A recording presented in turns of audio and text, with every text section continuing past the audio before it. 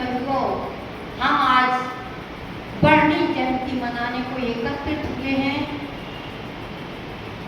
वर्णी जी बने कैसे?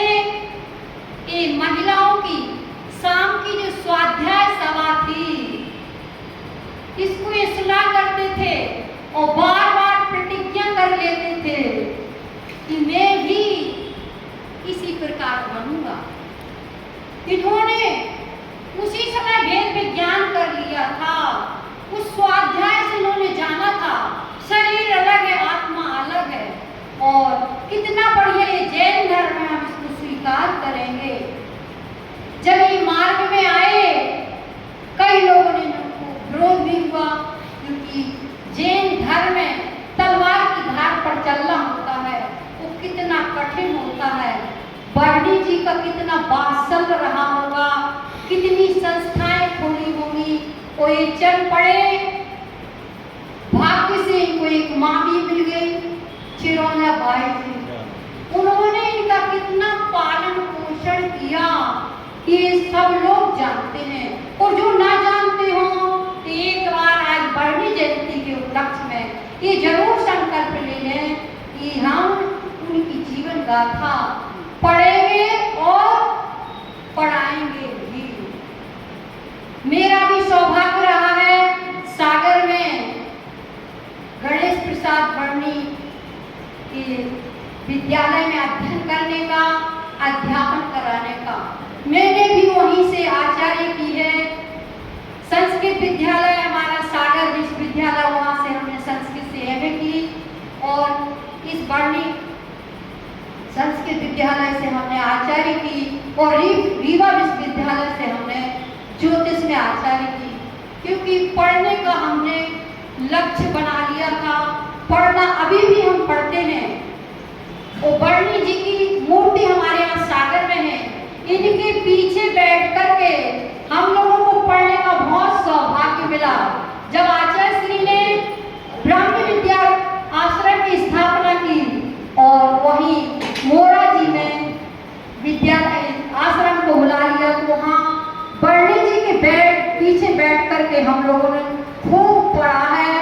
और वर्णी जी की स्मृतियाँ तो बिल्कुल मतलब घट घट में हमारे समा गई हैं, क्योंकि वर्णी जी को स्तोत्रों पर बहुत आस्था थी, स्तोत्र पढ़ा करते थे।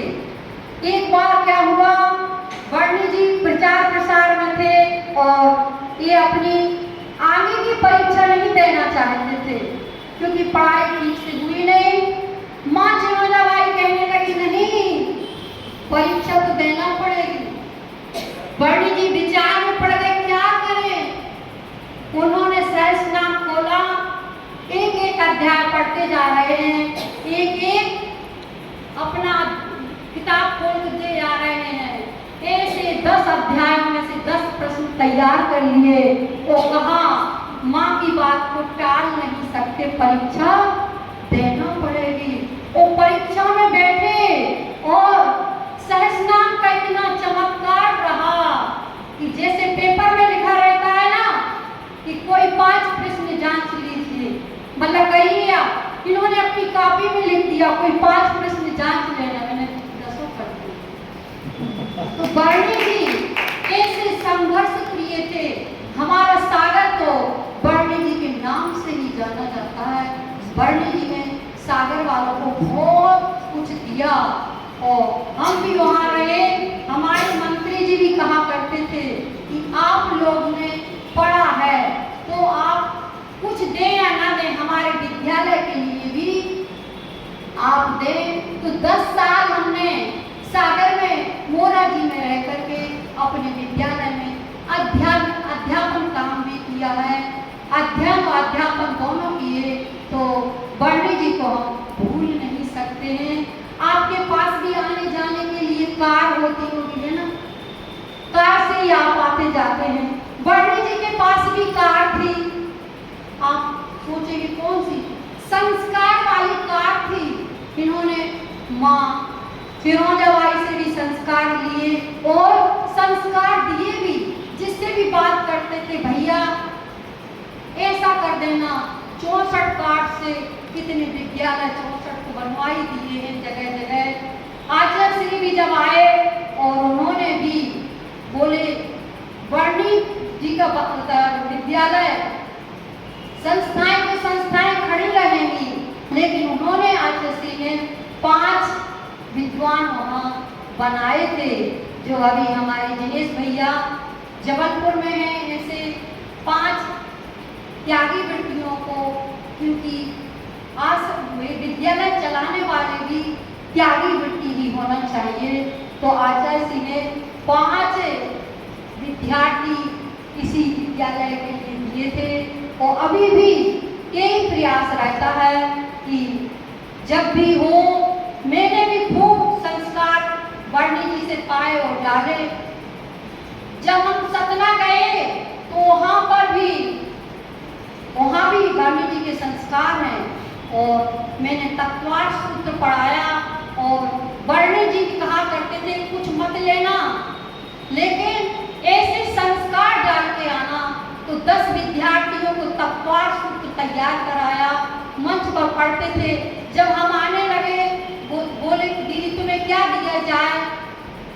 मैंने कहा ना बच्चे दे सकते हो ना माता पिता, जो हमें चाहिए आप लोग नहीं दे पाओगे। बोले नहीं, खोज करके लाएंगे। कहा गया, मैंने कहा मेरे को कुछ नहीं चाहिए, ये चाहिए।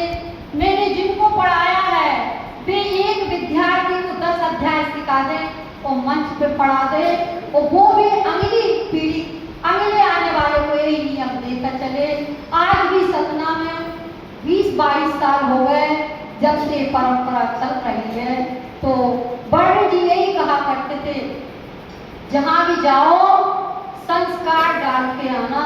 और वर्णी जी को बाटियां बहुत अच्छी लगती थी, वो बाटियां बना लेते थे पत्ते पर रख करके, आटा मार करके और उन्हीं में बंद करके रख देते थे। क्षमा सागर जी ने सुनाया था, एक बार बाटियां तो रख दी, वो काम में लग गए होंगे, एक क्षण भी बर्बाद नहीं करते थे। सोचते थे हमारे बोलने से एक विद्यालय बन जाएगा, सैकड़ों विद्यार्थी पढ़ जाएंगे। तो बाटियां जल गई। अब खाने बैठे वर्णी जी और उन्होंने सारी बाटियों को पानी में फोड़ के रख लिया और कहा खबरदार आज के बाद बाटी खाने का नाम नहीं लेना। खूब खाना भी, सारी मछली पानी में मिलाई और पी गए। मजा आ गया तुम्हें? मजा किसको आ गया? वर्णी जी को, कि अब खा लो बाटियां। अरे बाटियों में कितना टाइम लगता है, अब मत मानना, मैं इतने में कितना घर में प्रचार कर लेंगे। अंत में हम यही बात करेंगे कि वर्णी जी को बनाने वाली माँ ही रही है। ऐसी सुंदर चिरौंजा बाई जी थी, जब वो अपने किचन में अपनी रसोई में काम करती थी, दाल चावल साफ करा करती थी, तो क्या सोचती थी, ये क्या है, उपाधि क्या है, कंकड़ निकाल करके अलग रख देती थी कि ये है, और दाल चावल अलग रख देती थी, उपाधि है। ऐसी माँ ने वर्णी जी को सींचा था, तो वर्णी जी ने भी तन मन धन और समाधि कहा ली। तीसरी में बैठ करके भी आचार्य श्री कहा करते थे कि वो ही वर्णी जी का यहाँ भी गुरुकुल है। तो वहाँ भी तो वर्णी जी ने त्याग तपस्या अपना करके अपने जीवन को बहुत महान बनाया। आपका समय बहुत ले लिया, लेकिन वर्णी जी से आप उनका जीवन देखिए कैसा जीवन था। लेकिन उन्होंने कभी मतलब फ्री नहीं बैठे, संस्कार देते ही रहे। तुम लोग कार खरीदो या ना खरीदो, संस्कार की कार लेना, अपने बच्चों को संस्कार डालना और खुद संस्कार होना। आज के दिन अहंकार की कार छोड़ देना, क्योंकि अहंकार की कार से तय हो जाते हैं और संस्कार की कार से हम आगे निकल जाते हैं। ऐसे संस्कार देने वाले वर्णी जी को बोलिए, वर्णी जी महाराज।